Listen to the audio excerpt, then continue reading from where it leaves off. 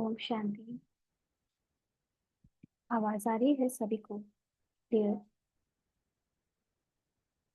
Message करके please बताएं। Okay. आज संडे को हम लोगों ने मॉर्निंग में अव्यक्त मुरली कर ली है, इसलिए अभी आप लोगों के क्वेश्चन आंसर्स बाबा लेने के लिए प्रेरणा दे रहा था, तो आज का सेशन इसीलिए रखा है।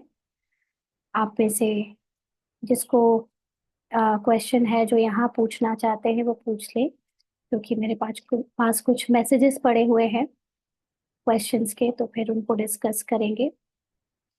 तो अभी आप अनम्यूट कर सकते हैं एक एक करके, और जो क्वेश्चन है वो प्लीज पूछें।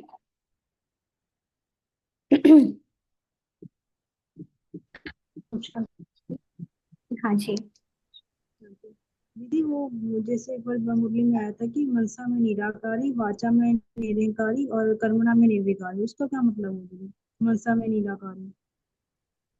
आ, बाबा जब आखिरी मुरली 1969 18 जनवरी के दिन शाम को बाबा ने आखिरी मुरली सुनाई थी अपने इस साकार रथ के द्वारा, तब बाबा ने ये तीन शब्द बोले थे, जिसमें मनसा में निराकारी का अर्थ होता है कि स्मृति में सदा अपनी निराकारी रूप को याद रखना है। जब हम स्मृति में निराकारी रूप को याद रखेंगे तो ऑटोमेटिकली हमारे कर्मों में कोई विकार नहीं आएंगे, कोई विकार के वश हम नहीं होंगे, और वाचा यानी बोल से भी हम निरअहंकारी रहेंगे। क्योंकि अहंकार कर्मों से नहीं दिखता, अहंकार वाणी से दिखता है ना। लोगों की बातों में अहंकार दिखता है, इसलिए वाचा के लिए अहंकार शब्द यूज होता है। तो जो अपने को आत्मा समझेगा, निराकार संपन्न आत्मा के रूप में समझेगा, उसको शरीर या शरीर की कोई भी भान से अहंकार नहीं आ सकता। तो उसकी वाणी में भी कोई अहंकार नहीं दिखेगा। और जो कर्म करते हैं उसमें ही विकार होते हैं, उसमें ही लालच, उसमें ही मोह, उसमें ही अहंकार, सॉरी, दूसरे विकार, काम वासना, इच्छाएं सब कर्मों में आती है। इसलिए निराकारी एक मूल स्थिति है, जिस स्थिति में अगर हम स्मृति से रहें तो ऑटोमेटिकली हमारे कर्म और हमारे बोल पवित्र हो जाते हैं, जिसको बाबा ने कहा निर्विकारी और निरअहंकारी हो जाते हैं। लेकिन अगर हमारी स्थिति सदा निराकारी स्थिति नहीं रहती स्मृति से, तो हम फिर जो पहले पुरुषार्थ जैसे करते हैं, जिसमें हम रोल का ध्यान रखते हैं, रोल को चेंज करते हैं, बेटर करते हैं, तो उसमें मनसा निराकारी रहे, माना अपने को आत्मा समझे। फिर दूसरा, अपने को कर्मों से विकारों से मुक्त रखें, और वाचा यानी बोल में अपने को अहंकार से बचा के रखें। तो ये है रोल में तीनों चीजों का, तीन शब्दों से पुरुषार्थ करना। लेकिन जो इससे भी डीप, जिसने आत्मिक स्मृति का अनुभव कर लिया है, उसके लिए निर्विकारी और निरअहंकारी स्थिति बहुत नेचुरली आ जाती है वाचा और कर्मणा में। मनसा में हो ही जाता है वो मोस्ट ऑफ द टाइम निराकारी स्थिति में, इसलिए बाकी दोनों चीजें भी आसानी से हो जाती हैं। और यही फाइनल पुरुषार्थ है, यही अल्टीमेटली हमें पूरी तरह पवित्र कर देता है। इसलिए ये तीन शब्द बाबा ने अपने आखिरी स्टेज के टाइम पर बोले थे, जब बाबा कर्मातीत होने वाले थे। ठीक है। ठीक है दीदी। ठीक है। हाँ जी। और कोई दूसरा पूछे? दीदी एक बात और पूछनी थी। ये जो निरहंकारी वर्ड है, ये जो निर्विकारी में अहंकार वर्ड तो आ ही जाता है, मनसा काम क्रोध लोभ मोह अहंकार, तो इसको सेपरेटली क्यों लिया गया था? देखिए, अहंकार दो दो तरह से दिखता है। एक अहंकार होता है जिसमें आप कोई कर्म अहंकार वश होकर करते हो, तो वो अहंकार कर्मणा वाला निर्विकार के अंदर आ जाएगा। लेकिन एक अहंकार वाणी में होता है, उसमें कौन सा अहंकार होता है कि मैं माँ हूँ, मैं पति हूँ, मैं स्त्री हूँ, मैं पुरुष हूँ, इसको भी तो अहंकार बोलेंगे देह का। हाँ जी, ठीक है दीदी। ठीक है। हाँ जी। ठीक। जी रीना बहन, आप पूछिए। ओम शांति दीदी। दीदी जैसे आप भी ज्ञान में चल रही हैं, बहुत सारी आत्माएं ज्ञान में चल रही हैं। कैसे, कौन से पॉइंट पे आपका निश्चय बैठा कि हाँ मैं आत्मा हूँ? तो आपने किस तरह से इन्वेस्टिगेट किया उसको, थोड़ा सा एक अनुभव शेयर करेंगे इसका? नहीं, अनुभव हम पहले भी शेयर अपने पुराने सेशंस में कर चुके हैं। मुझे बचपन से ही ये बात तो ये क्लियर थी। ये क्लियर नहीं था कि मैं आत्मा हूँ, लेकिन बचपन से ये बात पता थी कि मेरे अंदर आत्मा है। और हमने अपने पुराने सेशंस में, आप हो गए जहाँ तक मुझे याद लगता है कि हमने लास्ट संडे या उसके पहले डिस्कस किया था कि कई सारे अनुभव हमने ऑलरेडी बताए हुए थे। उसको बार बार बताने का कोई फायदा नहीं है। लेकिन आत्मा हूँ ये चीज, आत्मा के बारे में जो ज्ञान है, डिटेल में तो बाबा के ज्ञान में आने के बाद पता चला। बट आत्मा का अस्तित्व शुरू से ही पता था। और अपने अंदर जो आत्मा होती है ये ऐसे ऐसे जानते थे कि मेरे अंदर आत्मा है। लेकिन मैं ही आत्मा हूँ ये ज्ञान बाबा के ज्ञान में आने के बाद क्लियर हुआ। और उसके बाद से तो सारा पुरुषार्थ जो है फिर इस निश्चय पे टिकने से करा होता गया अपने आप ही। क्योंकि अंदर ये चीज एक्चुअली बस रियलाइजेशन होता है। ये रियलाइजेशन नेचुरली होता है, इसके लिए कोई अलग से मेहनत नहीं करनी पड़ती है। कोई पूछता है कि ये कैसे करें, इसका आंसर नहीं आता मुझे। क्योंकि मैं हूं ही आत्मा। ये आत्मा को पता है कि मैं आत्मा हूँ। अब इससे मैं इसको क्या क्या प्रैक्टिस करके याद दिलाएं खुद को, ये थोड़ा बहुत तो कोई कर सकता है। ये सब जान के क्या करेंगे आप लोग, लॉकेट नेटिव प्लेस, आप लोग ये सारी चीजों में ना डिटेल में जा रहे हैं और इससे इसका ज्ञान से कोई लेना देना नहीं है। जो ये इसके एक्सपीरियंस जो जरूरी होते हैं, बाबा अपने आप मुरलियों में या यहाँ के जो भी क्वेश्चन आंसर्स में जहाँ पर ज्ञान की बातें होती है उससे रिलेटेड एक्सपीरियंस शेयर कर देती है। बाकी आपको इसकी पर्सनल सारी डिटेल जान लेने से कोई फायदा नहीं होगा, है ना। क्योंकि ये कैरेक्टर जो भी है जैसा भी है उसमें ज्ञान का कुछ नहीं है। तो बस इसमें आत्मा हूँ ये किस दिन रियलाइज हुआ, इसकी कोई डेट नहीं होती। ये तो नेचुरली आता है कि हाँ मैं आत्मा हूँ। इसीलिए ठीक शायद है। वो चीज उस चीज को लेकर कोई आंसर नहीं है ऐसा। जो चीज पे मेहनत की हो, जैसे जो एग्जाम्पल्स एक्सपीरियंस जिस पे मैं काम करती हूँ, अलग से वो बता सकती हूँ। बाकी जो चीज नेचुरली आई है उसको कैसे बता सकते हैं। कोई कहे कि आप रूपाली कैसे बने, ये एक्सपीरियंस शेयर करो, क्या पता मुझे मैं कि रूपाली कैसे बनी। है ना। ये कोई बात आंसरेबल नहीं है। चलिए सुनीता बहन आप पूछिए। ओम शांति दीदी। हम्म। दीदी जैसे सुबह है ना, मुरली में आया था जैसे डबल विदेशी। तो साथ में तो ये लगता है कि जैसे डबल विदेशी में शायद जैसे हम साकार में और व्यक्त और अव्यक्त कह सकते हैं। क्या ऐसा भी ये हो सकता है कि डबल विदेशी मतलब हम, हमें जब ज्ञान हो जाता है तो हम जैसे अव्यक्त में रहते हुए फिर अपना यहाँ पार्ट प्ले करते हैं व्यक्त में। हाँ आप उसको ले सकते हो। आ, जैसे सुबह ऑलरेडी हम लोगों ने ऐसे इसको बाबा ने डिस्कस करवाया ही था थोड़ा बहुत। वैसे उसको मोटे मोटे रूप में ही रखते हैं, बहुत ज्यादा उसमें फायदा नहीं है। सिर्फ एक चिंतन के रूप में हम डबल विदेशी को इस तरह से ले सकते हैं कि ऑलरेडी आत्मा हाँ। इस संसार की नहीं है। वो पहले ही हाँ फॉरेनर जी। है, माना उसकी दुनिया ही दूसरी है। और फिर यहाँ पर भी वो हम्म। भारत में नहीं रहती है, इसलिए वो डबल विदेशी है। तो ये चीज तो ओके वैसे भी ओके। इन जनरल सबको पता है कि डबल विदेशी का वही मतलब होता है ना। ठीक है दीदी, ओम शांति। जी। और बताएं स्वाति बहन। दीदी हाँ जी दीदी। जी लास्ट वीक आपने ना वाणी में ये बोला था, अपना एक्सपीरियंस शेयर कर रहे थे आप कि आप पहले जैसे आपको डर लगता था इंजेक्शन लगवाने से भी, इस तरीके से भी आप बता रहे थे। और फिर आपने पाया कि आत्म स्वरूप में आते आते भी आपका ये डर ओवरकम होता गया। तो हम्म। दीदी मैं अपने लिए ये पूछना चाह रही थी कि ये कैसे इन्वेस्टिगेट कर सकते हैं कि हम मतलब ठीक रास्ते पे हैं, क्योंकि दीदी मुझे भी आपको पहले बताया था कि देह के प्रति बहुत मोह है मेरा। और मुझे भी दीदी ये डॉक्टर्स वगैरह इन पे जाने से काफी भय लगता है। उसमें भी देखिए गाइड करें कुछ। इन्वेस्टिगेशन करना तो बहुत बात की बात है ना। जैसे कोई बच्चा स्कूल में एडमिशन लेता है, तो आप स्कूल में एडमिशन लेते ही कहने लगो कि मेरा पेपर ले लो, मैंने कितना पढ़ लिया। तो ऐसे नहीं होता ना। स्कूल में जो एग्जाम्स उसके होने हैं वो फिक्स्ड हैं। जब उसका टाइम आएगा तो वो एग्जाम आपको अपने आप देने पड़ेंगे। जब तक एग्जाम्स नहीं आ रहे हैं तब तक आप पढ़ाई करिए, लर्न करिए, रिवाइज करिए।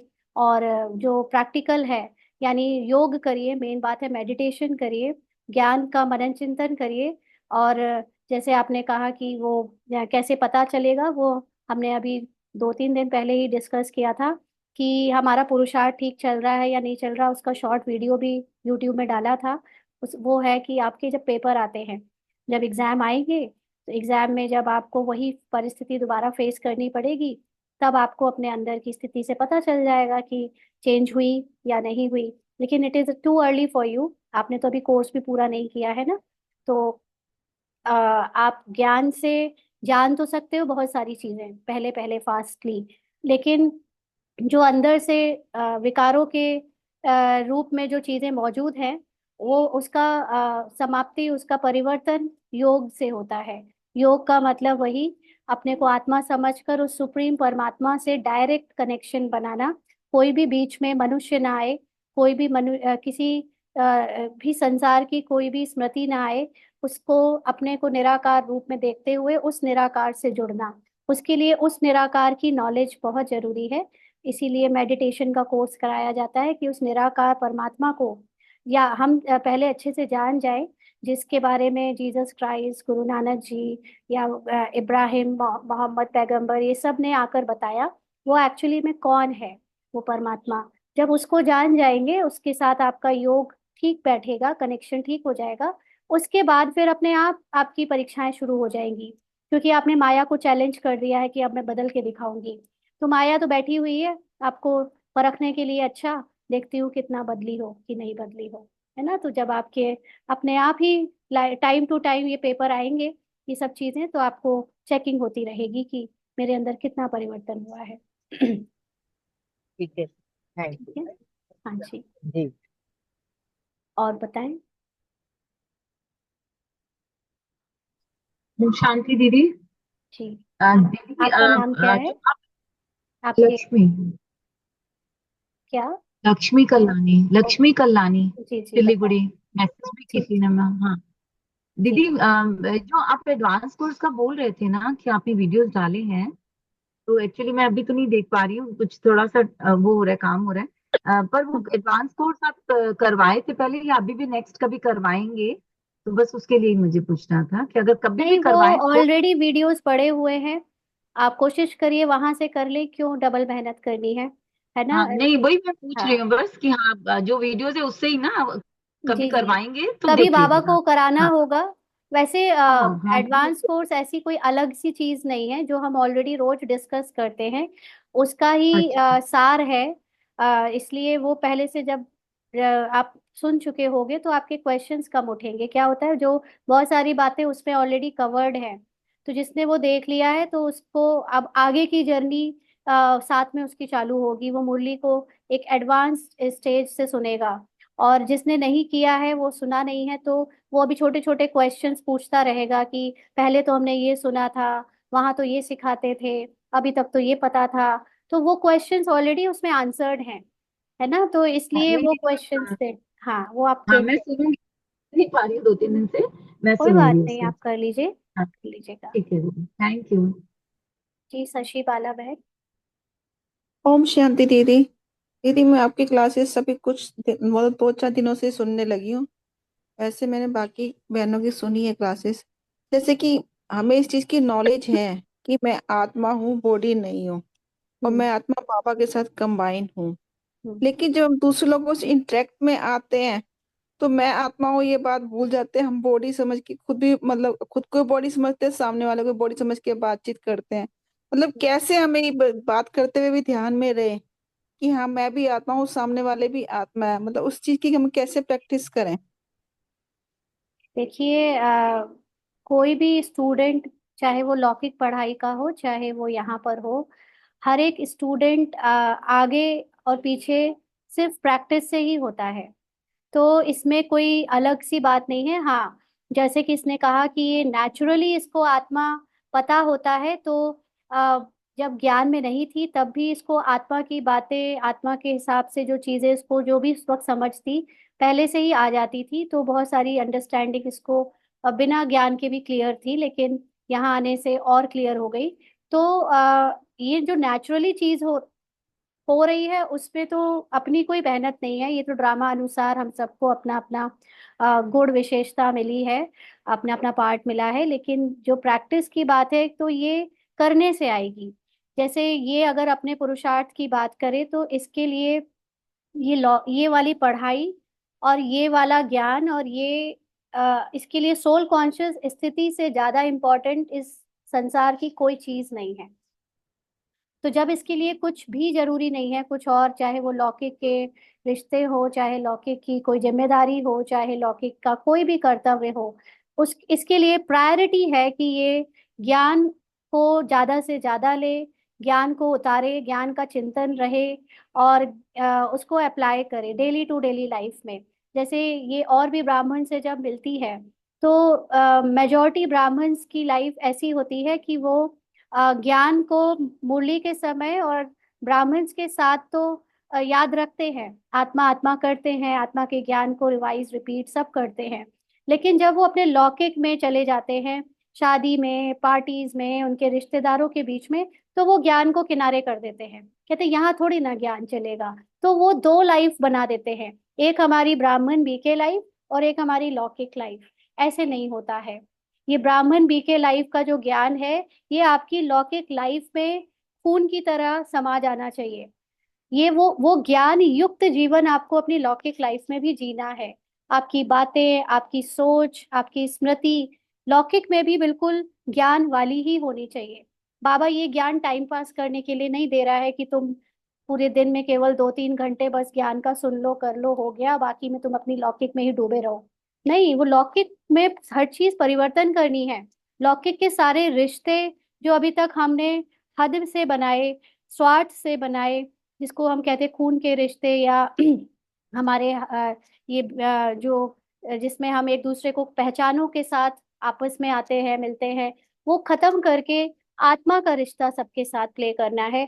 वो स्मृति बार बार जगाने की प्रैक्टिस और अभ्यास आपको अगर उनके सामने जब आप आ जाते हो तब नहीं हो पाता है तो पहले से करो। जैसे सपोज आज आपको रात को किसी की शादी में या पार्टी में जाना है, तो पहले से ही याद बैठ कर 5 मिनट अपने को रिवाइज कराओ कि जहां भी मैं जा रही हूँ वो कुछ आत्माओं का एक ऐसा रोल प्ले हो रहा है जहां पर वो लोग शादी करने कराने का पार्ट प्ले करेंगे।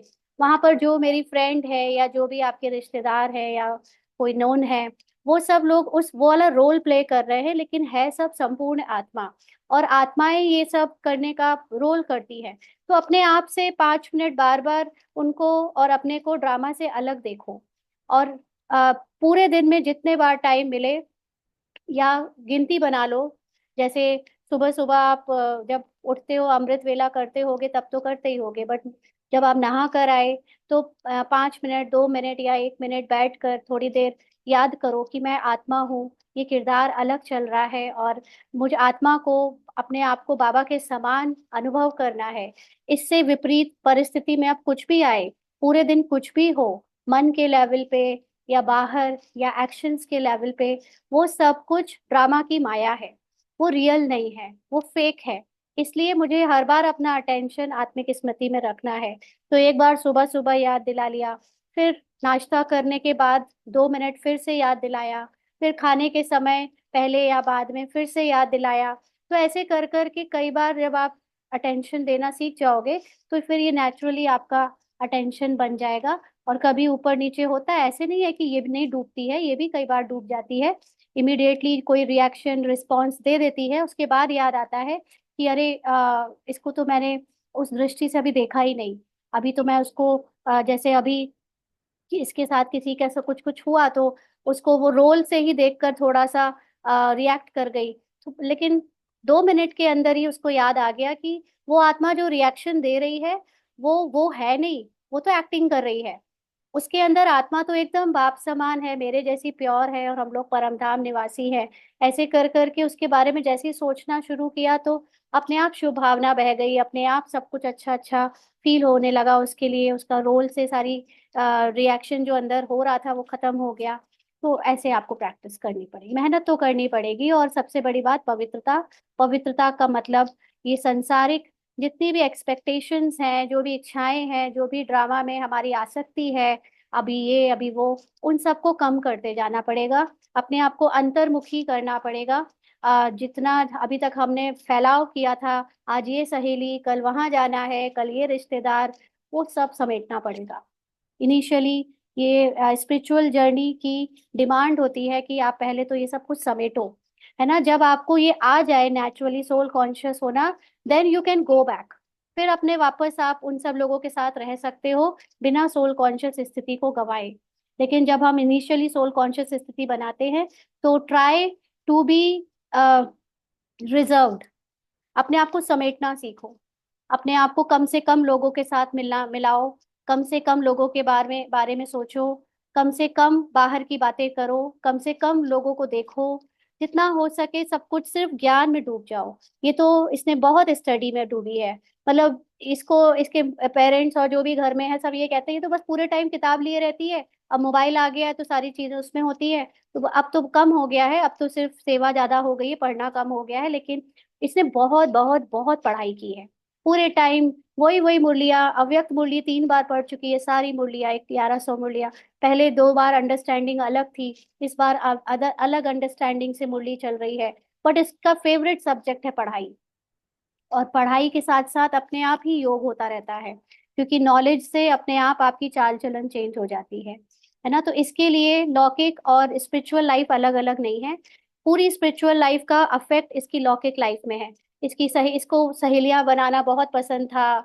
अभी भी जहां भी जाती है बहुत सारे लोगों के साथ इसके कांटेक्ट हो जाते हैं बड़ी आसानी से। लेकिन ज्ञान में आने के बाद इसने सबको देखना बंद कर दिया, सबके साथ चलना बंद कर दिया, टाइम वेस्ट करना बंद कर दिया। तो आपको ये सब करना पड़ेगा, क्योंकि स्पिरिचुअलिटी की ये डिमांड होती है। इंट्रोवर्ट होना बहुत जरूरी है। जी, बताएं। ओके दीदी, ठीक है, आ गया, क्लियर हो गया। हाँ जी। ओम शांति दीदी। जी। हाँ, मैंने एक बार पूछा था लेकिन समझा नहीं था। ये हम्म। आत्मा आत्मा से बात कैसे करता है और बाबा से बात कैसे करता है आत्मा? मतलब तो मीडियम क्या रहता है? तो संकल्प तो नहीं रहते ना, थॉटलेस रहते हैं ना, नहीं, तो देखिए, कैसी बात करते? थॉटलेस तो हम तब होते हैं जब हम निराकार हो जाएंगे। अभी हम निराकारी स्थिति बना रहे हैं। निराकार होना और निराकारी स्थिति बनाने में अंतर है। निराकार तो जब हमारा शरीर नहीं रहेगा तब हम निराकार हो ही जाएंगे। जैसे कोई आत्मा जब शरीर छोड़ देती है तो वो निराकार हो जाती है ना। लेकिन अभी हम शरीर में रहते हुए आत्मा को अनुभव करने की जो स्थिति बना रहे हैं उसको कहते हैं निराकारी स्थिति। तो निराकारी स्थिति में आपके पास थॉट्स आते हैं, और आपका सारा पुरुषार्थ थॉट से ही होता है। और पहले थॉट्स आपके आते थे ज्यादातर। मतलब मैं आपको फेजेस बता रही हूँ कैसे होता है कि इनिशियली जब आपको आत्मा का ज्ञान मिला, तो आपको पहले तो ज्यादातर थॉट्स लौकिक दुनिया के और ड्रामा के आते हैं। ज्ञान जान लेने के बाद आप थोड़ा थोड़ा लौकिक और ड्रामा से कटने लगते हो, तो आपके थॉट रिप्लेस होने लगते हैं ज्ञान से, ज्ञानी संकल्पों से। तो अब लौकिक संकल्प चेंज हो जाते हैं काफी कुछ ज्ञानी संकल्पों में। लेकिन फिर भी युद्ध चलती रहती है लौकिक संकल्पों की और ज्ञान के संकल्पों की।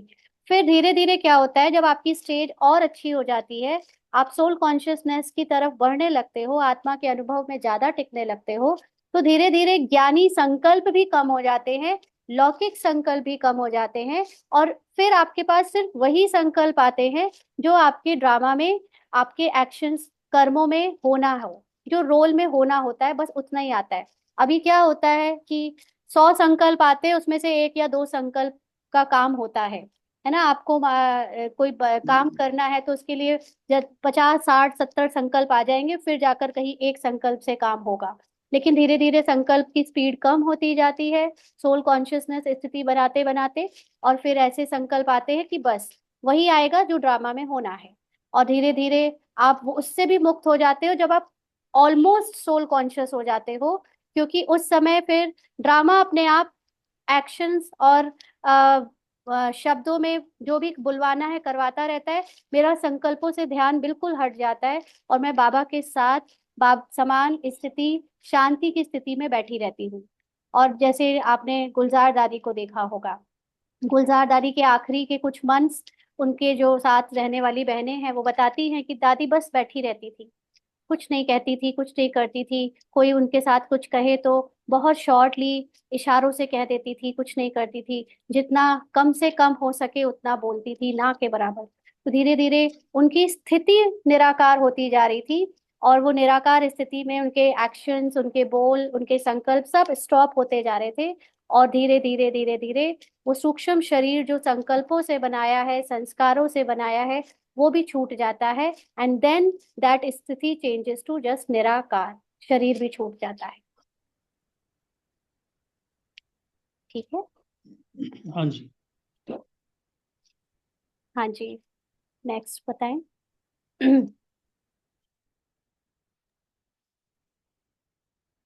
जी, लक्ष्मी, आप बताएं। लक्ष्मी जी, लक्ष्मी बहन, सिस्टर, जो भी। दीदी अभी जैसे अभी आपने बोला ना एक सिस्टर को कि धीरे धीरे बाहर से अपने आप को समेट लेना चाहिए, जैसे कहीं जाने का या किसी शादी वगैरह जो भी मतलब फंक्शन वगैरह। और दीदी मुझे भी नहीं, मैंने भी अपने आप को बिल्कुल समेटा हुआ ही था, कहीं नहीं जा रही थी। पर पता नहीं अचानक अभी ड्रामा बोलूं या मैं क्या बोलूं मुझे नहीं मालूम, अचानक मेरी टिकट भी हो गई और अब मैं ऋषिकेश किसी भागवत में जा रही हूँ, कोई फैमिली की भागवत है। और मैं खुद ही सबको बोली कि पता नहीं मेरी कैसे ये टिकट भी हो गई, मैंने कैसे मन बना लिया, मैं तो बिल्कुल नहीं जाती थी। तो मतलब एक्चुअली मेरी देखिए, ड्रामा में जब जो होना होगा वो अपने आप होगा। अब मेन जैसे इसके पार्ट में भी इसने बताया ना कि शुरू के 5-6 वर्ष तो इसने बहुत एकांत में बिताए, ऑलमोस्ट सब जगह से कट गई थी। लेकिन अब इसकी आत्माभिमानी स्थिति इसको नेचुरली रहती है, 100% नहीं रहती है, बट पहले से कई ज्यादा रहती है। तो अब इसको कहीं जाने और आने में कोई प्रॉब्लम नहीं है, क्योंकि अब अगर ये शादी में भी जा रही है, अब अगर ये 4 लोगों के बीच में कहीं बैठी भी है, अब इसकी आत्मा की जो स्थिति है, इसको अब इससे कोई नहीं छीन सकता।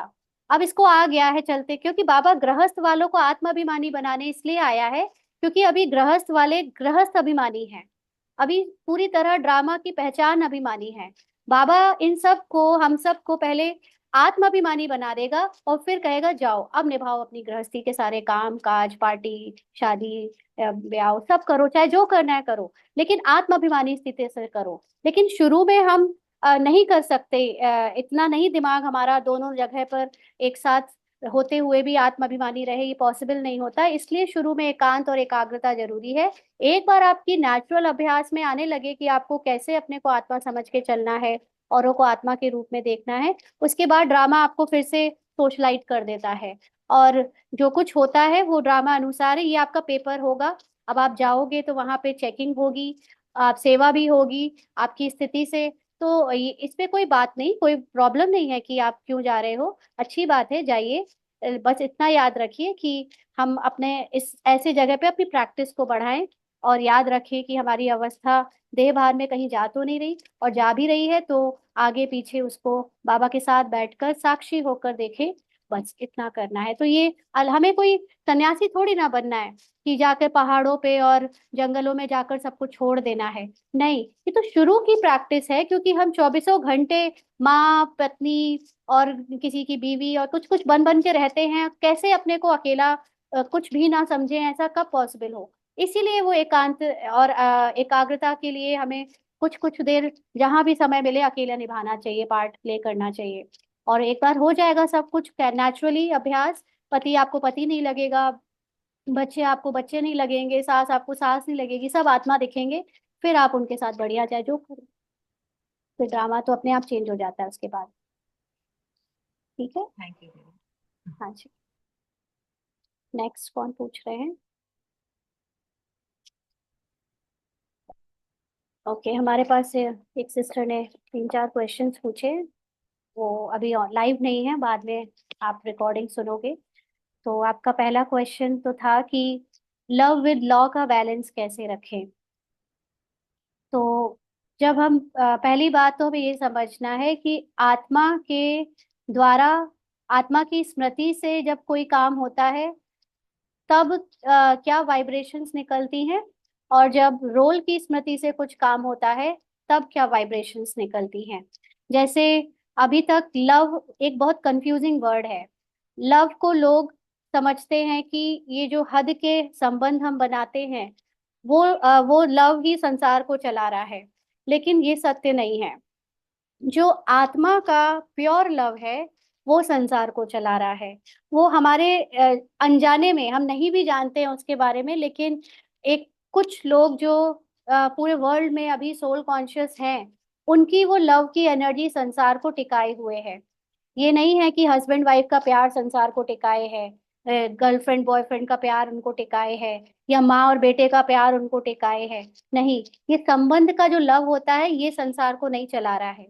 संसार को अभी जो थोड़ी बहुत शक्ति मिली हुई है वो उन लोगों की वजह से है जो अभी कहीं भी गुप्त रूप में है, लेकिन वो सोल कॉन्शियस है।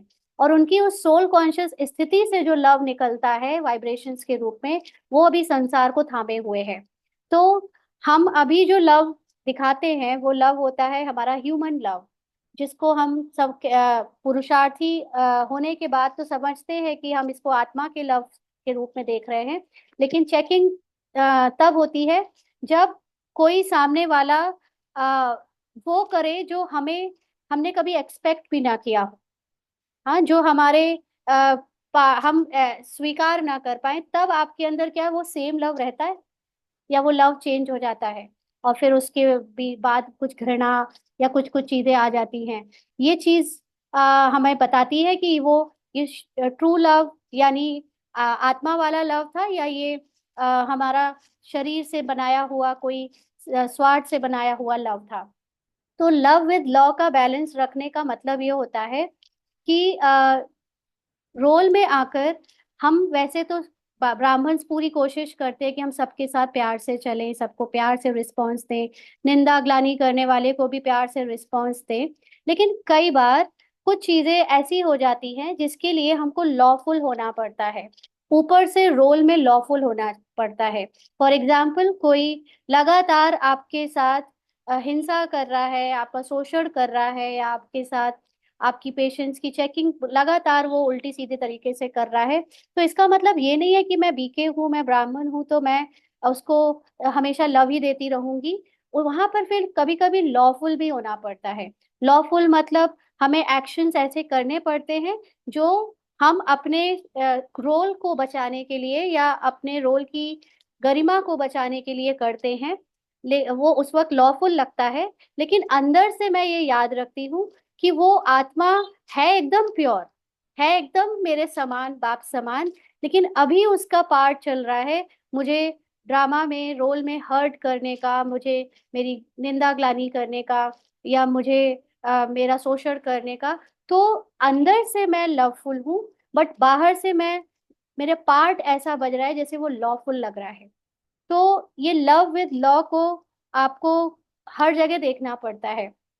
जैसे घर में माँ बच्चे का रिलेशन है ना, ऊपर से कोई बाबा ने ये नहीं कहा कि आप बच्चों को डांटो नहीं, गलत करे तो रोको नहीं, टोको नहीं, समझाओ नहीं, या कभी हाथ, बाबा ने ऐसे कहा हाथ नहीं उठाना, लेकिन एक दो बार बाबा ने मुरली में कहा है कि तमो प्रधान बच्चे हैं, अगर हाथ उठाना तो बहुत छोटी सी बात है, तुम लोग तो इससे बड़े बड़े विकर्म करते हो। हाँ, तो जब आप ये कभी रोल में करना पड़ भी जाए, कर गए रोल, क्योंकि ड्रामा फिक्स है, मान लीजिए निकल गया किसी को, बच्चे को या किसी और के साथ ऐसा कोई पार्ट, लेकिन बाहर से लॉफुल होना कभी कभी बहुत जरूरी होता है वो सीन को खत्म करने के लिए। नहीं तो वो सीन एज इट इज बार बार रिपीट होता रहता है। तो जिसको हम लोग कहते हैं सामना करने की शक्ति, सामना करने की शक्ति हमेशा आ, हम उसको कहते हैं, जैसे एक नाग है, एक सांप है। हाँ, तो सांप को कहते हैं कि अगर सांप डस नहीं रहा है तो लोग उसको फिर बेकार समझते हैं, उसके ऊपर फिर पत्थर भी फेंकते हैं, कुछ कुछ करते रहते हैं, ऐसे ही उसको परेशान करने लगते हैं। तो इसीलिए सांप रहो, लेकिन उसको फुंकार देते रहो, सामने वाले को डराते रहो, लॉफुल भी बने रहो। ऐसे भोले नहीं बन जाओ कि लोग तुम्हारा फायदा उठाएं और तुम्हें कोई कुछ समझे नहीं और तुम्हारी गरिमा को चोट पहुंचाए, है ना। तो जैसे शक्ति देवियों की जो पूजा होती है, आंखों में कितनी रूहानियत, कितनी ममत्व होता है, और हाथों में त्रिशूल होता है। तो ऐसे ही हमको अपने लौकिक पार्ट में भी और अलौकिक पार्ट में भी लव विद लॉ का बैलेंस रखना है।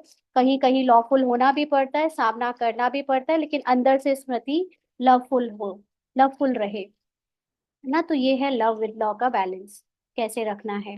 ये ज्ञान और योग से जो शक्ति अपने आप आती है, उससे होती है। जैसे मैं एक एग्जांपल दे ही देती हूँ। आप लोग कहोगे कि इसकी एग्जाम्पल पता नहीं, इसको बाबा आपकी क्लास कराने के पहले कुछ अजीब अजीब एक्सपीरियंस करा देता है। आज फिर ये जैसे सब्जी लेने गई थी लास्ट टाइम भी आपको एक एग्जांपल ऐसे ही बताया था। तो उसमें क्या हुआ कि इसके पास जो स्कूटी से गई थी, तो उसने एक जगह जो स्कूटी पार्क की, उसके जस्ट बगल में एक छोटी सी शॉप थी। तो वो जो शॉप वाला भैया था, जो आत्मा उस भैया का पार्ट प्ले कर रही थी, वो थोड़ा सा रूड थी। तो कहने लगा वो कि ये यहाँ नहीं खड़ी करो, आगे करो, उधर करो, उधर करो। तो उसने बोला जब इतना सारा इतनी सारी जमीन खाली पड़ी है, मेरे यहाँ खड़े करने में आपको क्या प्रॉब्लम है? आपकी दुकान भी नहीं रुक रही है, आपके सामने भी नहीं, और वैसे भी आपकी जमीन नहीं है। तो बोला कि नहीं, बहुत उल्टा सीधा उसने कहा। तो इसको भी पता नहीं क्या रोल में आया, इसने ना इधर खड़ी करी ना उधर खड़ी करी, इसने भी वहीं खड़ी की जहां वो बना कर रहा था, और खड़ी करके ये चलती बनी। तो पीछे से वो कुछ कुछ कमेंट बोलने लगा कि इसीलिए तो मैं लोगों की गाड़ी फेंक देता हूँ। उसको ऐसे, अब इसने सुना, ये आगे चल गई। इसको भी गुस्सा उस वक्त रोल में आया था, इसके मन में गुस्सा आया। तो ये लेकिन जनरली ये इस तरह से नहीं करती, छोड़ देती है, बट रोल में आना होगा तो आया। फिर ये आगे जब निकल गई तो उसको एकदम से याद आया, अरे वो भाई ऐसा थोड़ी ना है, वो प्ले कर रहा है ऐसा एक्शन। वो अंदर से तो वही आत्मा है जो बाप समान है। और मैं नहीं जानती बाबा, गाड़ी तुम्हारी है, अगर उसने गाड़ी को फेंका तो तुम्हारी गाड़ी को प्रॉब्लम है, मुझे तो कुछ नहीं। कि चलती बनी आगे, बढ़िया से अपना इसने सारा काम वाम किया। लौट के जब आई तो देखा कि उसने वो गाड़ी बिल्कुल रोड के बीच में खड़ी कर दी थी। तो इससे कोई, इसको कोई गुस्सा नहीं आया, कोई डर नहीं लगा। इसने खुद अपनी स्थिति को जब चेक किया ऐसी परीक्षा में कि कितनी निश्चिंत है।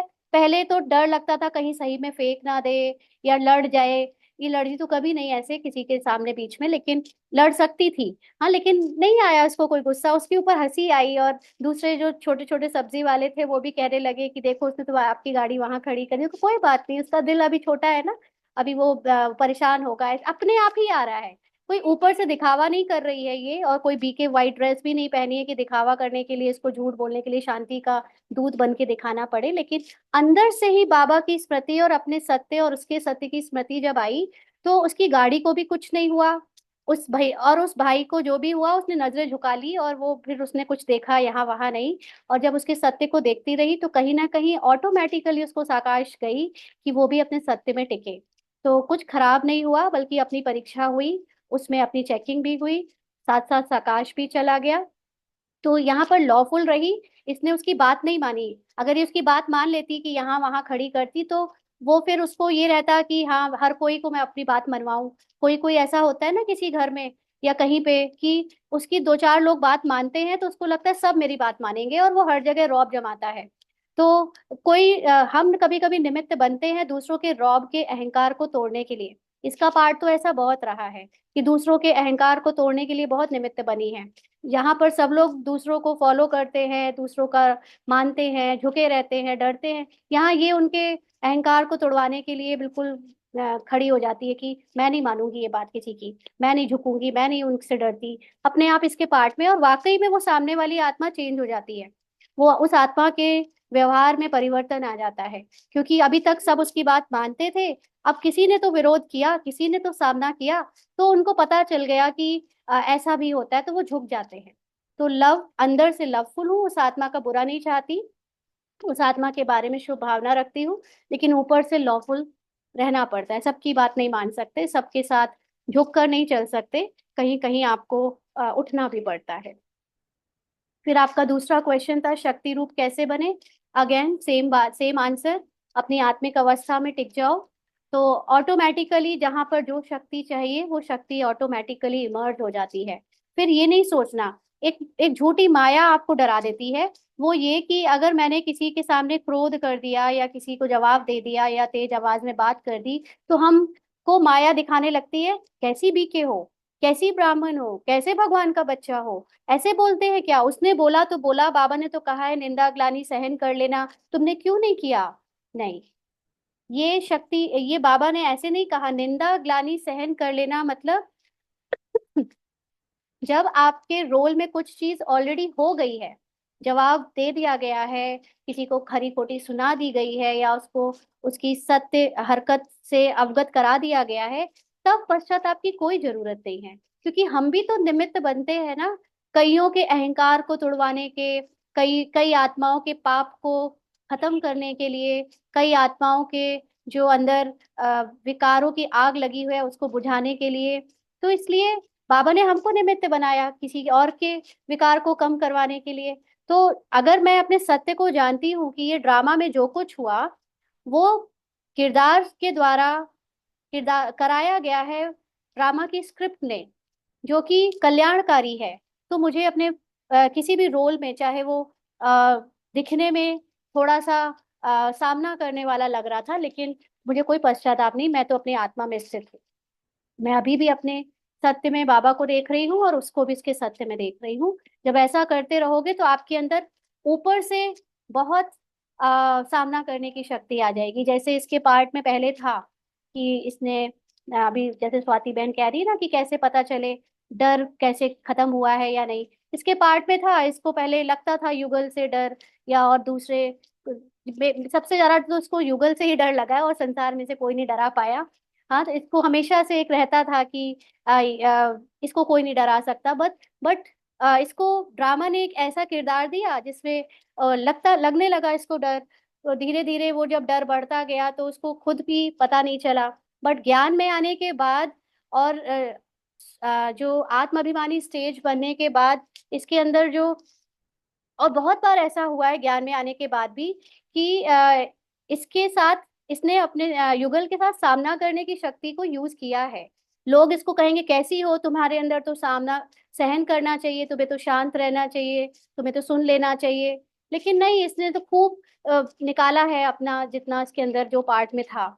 और अब वो बात इसको दिखती है कि अब इसको बिल्कुल डर नहीं लगता, बिल्कुल डर नहीं लगता। तो ये कोई मजाक नहीं है, लेकिन ये वाकई में अंदर का कन्वर्जन है। और इसके परिवर्तन से सामने वाली आत्मा का रोल भी परिवर्तित हो गया, उसको भी क्रोध आना बंद हो गया। बंद तो नहीं हुआ है, कचड़ा तो उसका भी कभी कभी निकल जाता है, लेकिन हम अब, उसने भी स्पिरिचुअल स्टडी, नॉट बीके वाली, लेकिन दूसरी तरह से शुरू कर दी है। और अब हमारे बीच में ज्ञान की स्पिरिचुअल बातें होती हैं। पहले तो फालतू की बातें होती थी तो मेरी तेरी करके कुछ कुछ लड़ाई हो जाती थी, लेकिन अब ज्ञान की बातें होती है तो उसमें हम दोनों की स्पिरिचुअल ग्रोथ हो रही है। तो इसलिए आप अब सिर्फ अपनी आत्मिक अवस्था को बढ़ाओ, उसमें आपके द्वारा चाहे लड़ाई हो, चाहे झगड़ा हो, चाहे जो हो, उसको मत देखो, मत धोखा खाओ। इसके पार्ट में तो सब कुछ हुआ है बीके बनने के बाद भी। दूसरे दूसरे भाई बहन जैसे अपना एक्सपीरियंस सुनाते हैं, बहुत सहन किया, ये हुआ। इसने सहन कभी नहीं किया, इसने रोल से कभी सहन नहीं किया। इसने सोल में टिक कर जब अंदर से ही बदल गई है, अब अपने आप सहन हो जाता है। अब कोई निंदा ग्लानि करे या सुनाए तो ये आराम से सुन लेती है, अब इसको ज्यादा फर्क नहीं पड़ता। लेकिन रोल में तो इसका हमेशा सामना करने की शक्ति हर चीज में यूज हुई है। तो आप अपनी सोल कॉन्शियस स्टेज में ही शक्ति स्वरूप में आ सकते हो। फिर ये थर्ड आपने पूछा था कि जहां जीत वहां जन्म, इसका क्या मतलब है? जहां जीत वहां जन्म का मतलब, जैसे कि आज बाबा ने बताया ना कि सूर्यवंशी और चंद्रवंशी, हम सब अभी जो पुरुषार्थ कर रहे हैं, ये पुरुषार्थ भी फिक्स है और हमारी पुरुषार्थ की प्रारब्ध भी फिक्स है।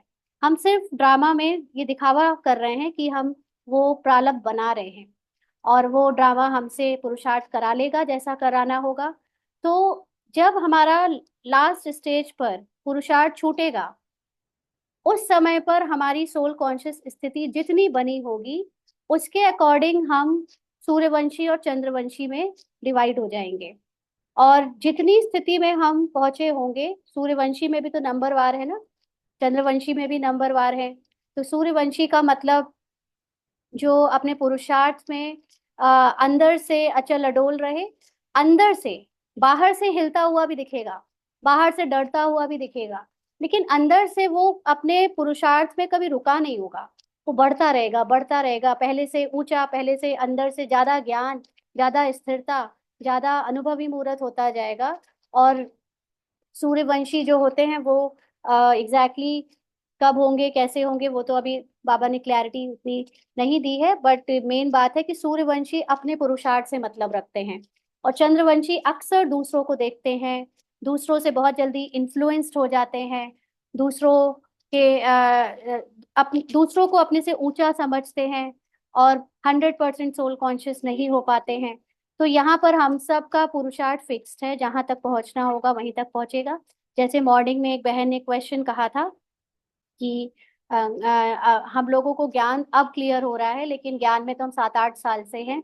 और अब हमारा बाबा कहता है कि शुरू से अंत तक जिसने पुरुषार्थ में जो स्टेज जैसे रखी होगी उसके अकॉर्डिंग सूर्यवंशी और चंद्रवंशी में जाएंगे, तो हम तो फिर रह जाएंगे, अगर हमारा वो टाइम तो वेस्ट हो गया, क्योंकि ज्ञान ही नहीं समझ में आया था। सबसे बड़ी क्वालिटी सूर्यवंशी की ये होगी कि सूर्यवंशी पद के लिए कभी लड़ाई नहीं करेगा, पद की इच्छाओं से वो मुक्त रहेगा। क्योंकि ड्रामा में किसको क्या पद मिलना है उसको इससे अटैचमेंट नहीं होगी। वो बाबा से इतना प्यार करता होगा कि बाबा मुझे चाहे रंक का रोल दे दे, चाहे राजा का रोल दे दे, मैं तो बस बाबा के प्यार में डूबा हुआ हूँ। मेरे लिए मेरी आत्मिक स्थिति और बाबा के साथ कंबाइंड होने की स्थिति सबसे ज्यादा इम्पोर्टेंट है। जो पार्ट का बहुत चिंता करता है, और जो हमें ये पद मिल जाए, वो पद मिल जाए, उसके लिए वो कहीं ना कहीं चंद्रवंशियों में जाएगा। क्योंकि अ, चंद्रवंशी के अंदर 14 कला होती है, संपूर्णता नहीं होती। वो अपने आप को असंपूर्ण समझता होगा, इसलिए उसको रहेगा कि हम क्या कर लें कि हम संपूर्ण बन जाएं। जबकि सूर्यवंशी अपने आप को संपूर्ण महसूस ही करेगा, मैं हूं ही भरपूर, जो दिया है बाबा ने, जो दिया है संतुष्ट होगा, वो सेटिस्फाइड होगा। तो ये सारी चीजें हैं। अ, और भी कुछ अगर बाबा को समझाना होगा तो आगे चलकर समझाएंगे, जहाँ जीत वहां जन्म का मतलब। और उन्होंने एक चीज और पूछी थी कि पार्ट में जो हो जाए वो तो ड्रामा में कहकर ठीक है कि हाँ ड्रामा था, लेकिन फिर बाबा ये क्यों कहते हैं कि कर्म में नहीं आना चाहिए। हम्म। तो इसके लिए तो साकार मुरलियों में अलग अलग स्टेजेस आई हैं। पहले था कि कर्म में नहीं आना चाहिए, फिर आया कुछ सालों के बाद कि वाचा में नहीं आना चाहिए, फिर उसके बाद मम्मा ने अपने कुछ मुरलियों में कहा कि संकल्पों में भी नहीं आना चाहिए। हाँ, और अब हमको बाबा ने जो समझ दी है, वो बाबा कहता है कि चाहे कर्म में आए, चाहे वाचा में आए, चाहे संकल्पों में जो कुछ आए, तुम्हें उससे मतलब नहीं रखना चाहिए, क्योंकि तुम अब साक्षी दृष्टा के सीट पर सेट हो। तो बाबा की साकार मुरलियां उनकी खुद की अवस्था और खुद के पुरुषार्थ के अनुसार, ब्रह्मा बाबा के पुरुषार्थ के अनुसार थी। इसीलिए उस समय जो बाबा कहता था कि कर्मों में नहीं आना चाहिए, मतलब बाबा कर्मों को सुधारो ऐसी शिक्षा देता था, रोल में हम ठीक रहें। इसको हम अभी तक कोशिश कर ही रहे थे सब लोग कि हम रोल में ठीक रहें, बट हम सब लोग अभी थक चुके थे रोल को सुधारते सुधारते। नहीं चाहते तब भी कुछ बोला जाता था, नहीं चाहते तो भी कुछ हो जाता था, कर्मों से सोच लेते थे व्यर्थ के संकल्प चले जा रहे हैं तो चले जा रहे हैं। अब ये पता चल चुका है, चाहे जितने संकल्प आए, चाहे जो भी वेस्ट आए, चाहे समर्थ आए, चाहे जितने कर्म हो, चाहे जो भी वाचा में जाए, मैं सिर्फ डिटैच्ड ऑब्जर्वर की सीट पर बैठ जाऊं, और वहां से मन के लेवल पे ये जो और शरीर के लेवल पे जो चीजें हो रही हैं, कराई जा रही हैं, सिर्फ उसको अटेंशन देकर देखती रहूं, और बाबा को बताती रहूं, और अपने सत्य में टिक जाऊं। तो ये जो अब अवस्था है कि अब हम करता नहीं है, हम अकर्ता, असोचता, और जिसको अवक्ता कह सकते हैं, जो बोलता भी नहीं है, बोलने वाला भी ड्रामा का किरदार है, सोचने वाला भी ड्रामा का किरदार है, और करने वाला भी ड्रामा का किरदार है। मैं इन तीनों से मुक्त आत्मा हूँ, जो इन तीनों चीजों को अलग से बाहर से देख रही हूँ, ड्रामा के बाहर। ठीक है, तो ये है। इसलिए पहले सिर्फ पास्ट ड्रामा होता था, अब साक्षी दृष्टा के लिए पास्ट, प्रेजेंट, फ्यूचर, जिसको त्रिकालदर्शी कहते हैं, तीनों चीजें ड्रामा है। ममता बहन, आप कह रहे हो साकाश के बारे में क्लियर कीजिए। साकाश का मतलब होता है सत्य प्रकाश। सत्य प्रकाश का मतलब, बाबा जब कहता है प्रकाश, हाँ तुम प्रकाश हो, तुम प्रकाश का पुंज हो, मैं भी प्रकाश का पुंज हूँ। तो प्रकाश का मतलब होता है नॉलेज। नॉलेज से आपको वो बातें जब समझ आने लगती हैं जिसको आप अभी तक कुछ और समझ रहे थे, तो उससे ही आपके अंदर की भूली हुई बातें जाग जाती हैं, स्मृति वापस लौटने लगती है, और उस लौटी हुई स्मृति में ये नॉलेज है कि मैं संपूर्ण आत्मा हूँ ही, मैं बाप समान, मैं मास्टर भगवान हूँ ही। तो जब मैं दूसरों को साकाश देती हूँ, ये कह रही हूँ, तो इसका मतलब है कि मैं अपने सत्य में टिकी हूँ। मैं अपने आप को ज्ञान के प्रकाश से अपने सत्य को देख रही हूँ कि ड्रामा के किरदार में डूबी हुई जो भी बातें आ रही हैं वो मैं नहीं हूँ।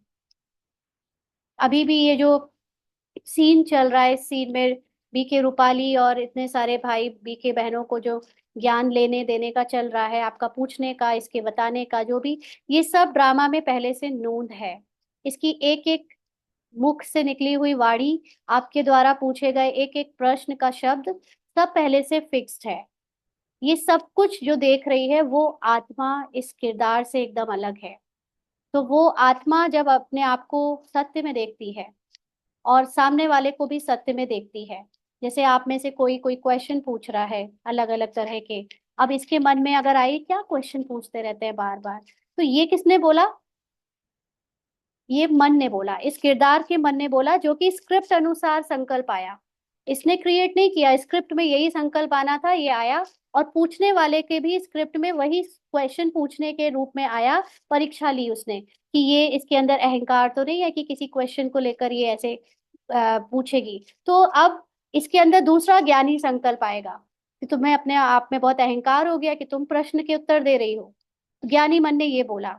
तो ज्ञानी मन ने बोला कि तुम्हें अहंकार हो गया है, वो चेकिंग करने में लगा रहता है ज्ञानी मन हर वक्त, ये अहंकार तो नहीं है, कोई और विकार तो नहीं है। हाँ, और जो अज्ञानी मन है वो कहेगा कि अरे यार क्या है ये सब, हाँ ऐसे ऐसे। और ये दोनों ही चीजों को देखने वाली आत्मा इससे अलग है। वो देख रही है, जस्ट देख रही है कि अभी मन में ये आया, ज्ञानी मन ने ये कहा, और दोनों ही चीजों में जो बिल्कुल भी प्रभावित नहीं हुई है, वो सिर्फ देख रही है, वो है आत्मा। तो आत्मा जब अपने सत्य में टिककर दूसरे लोगों को, दूसरे किरदारों को भी उसके सत्य में देखती है। जैसे इसने अभी एक्सपीरियंस में बताया कि वो जो भाई जिसने मार्केट में ऐसे किया बोला, उसके सत्य को देखा इसने, उसके सत्य में बिल्कुल पवित्र है वो बिल्कुल देखने में उस समय उसने असंतुष्टता का पार्ट बजाया, क्रोधी का पार्ट बजाया, लेकिन वो ना तो क्रोधी है ना वो असंतुष्ट है, वो बिल्कुल पवित्र है। वो बिल्कुल अंदर से हमारी तरह ही एकदम शांत है, शुद्ध है, बाबा के समान है। तो सबको इस दृष्टि से देखना साकाश कहलाता है। ठीक है। अभी हाँ, इसके लिए एक चीज और, हम एक क्वेश्चन और आया था एक सिस्टर का, आपका मैसेज मुझे नाम याद नहीं है। आपने पूछा था कि आपकी दो बेटियां हैं और एक बेटा है शायद, तो दो बेटियों की लव मैरिज हुई है। दोनों बेटियां शादी के बाद परेशान हैं।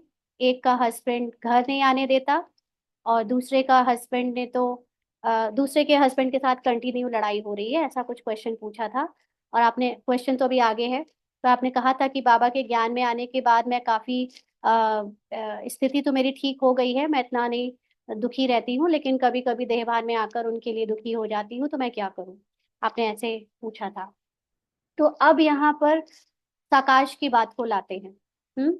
अब आप सबसे पहले तो आपने ये बात तो बहुत शुरू में अच्छी बोली कि मेरे किरदार में दो बेटियां हैं और मैं किरदार में उनकी माँ हूँ, किरदार में उनकी जो शादी हुई थी।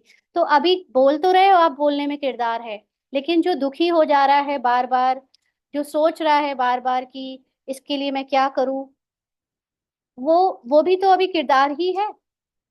आपने जान लिया कि आत्मा साक्षी दृष्टा है, आत्मा की अंदर केवल एक ही पावर है कि वो साक्षी हो सकती है अपने ड्रामा के रोल से। तो ड्रामा में जो रोल चल रहा है जिसमें आपके द्वारा एक मदर का पार्ट प्ले किया जा रहा है, और उसकी जो बेटियां हैं वो भी स्क्रिप्ट अनुसार एक कहानी चल रही है। इसको एक मूवी के रूप में देखो ना, जैसे घर में सीरियल देखते हैं हम लोग सास बहू के, उसमें एक मूवी है। उस मूवी में जो एक्टिंग कर रहे हैं आपकी बेटी का, उनकी लाइफ में कुछ टर्ब्यूलेंस है और वो परेशान है अगर और वो आपसे मिलने नहीं दे रहे हैं, ये एक नाटक चल रहा है एक स्टेज पर, लेकिन आप नाटक देखने वाली माँ नहीं हो। आप ये पूरे नाटक को साक्षी होकर बाहर से देखने वाली वो आत्मा हो जिसके अंदर कोई भी हलचल नहीं है, जो एकदम अचल अडोल होकर माँ के किरदार को भी देख रही है, ऑब्जर्व कर रही है कि ये माँ कभी परेशान हो जाती है, कभी उन दोनों के बीच में सुलह कराती है, कभी माँ अंदर से सोचती है कि मैं क्या कर लूं कि सब ठीक हो जाए। ये सब कुछ माँ के लेवल पे जो भी चल रहा है, वो देखने वाली साक्षी आत्मा आप हो, वो शांत स्वरूप आत्मा आप हो। बाकी कैरेक्टर में तो जो चलता रहे उसको आप एज इट इज स्वीकार करो।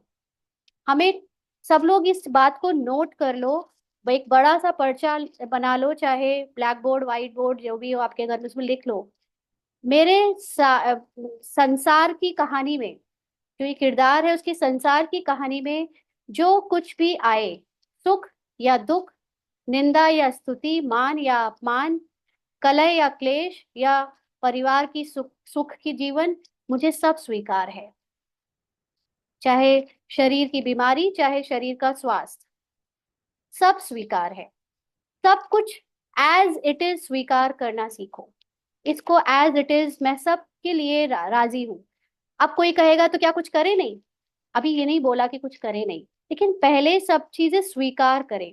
सारी सफरिंग, सारा दर्द हमें तब होता है जब हम किसी चीज को वैसे स्वीकार नहीं करते, हम उसको रेजिस्ट करते रहते हैं। मेरे साथ ये नहीं होना चाहिए, मुझे ये बीमारी नहीं होनी चाहिए, मेरे मेरे बच्चों को दुख नहीं होना चाहिए, मेरे घर में अशांति नहीं आनी चाहिए। ऐसा नहीं है। Life is a cycle. आज दुख है कल सुख रहेगा, कल सुख है आज दुख रहेगा, ये चलता रहेगा और ये सबको स्वीकार करना पड़ेगा। ये क्यों? क्योंकि आत्मा के अंदर जितने भी अनुभव हैं, अच्छे और बुरे दोनों के, वो अनुभव उसको इस जीवन काल में पूरे खत्म करने हैं। तो जब आपका जब स्वास्थ्य अच्छा था, जब आपके घर में सुख था, तब तो आपने कंप्लेन नहीं करी। अब जब दूसरा अनुभव दे रही है जिंदगी या आपकी कहानी, तो आपको क्यों उससे रेजिस्टेंस है? उसको स्वीकार करो।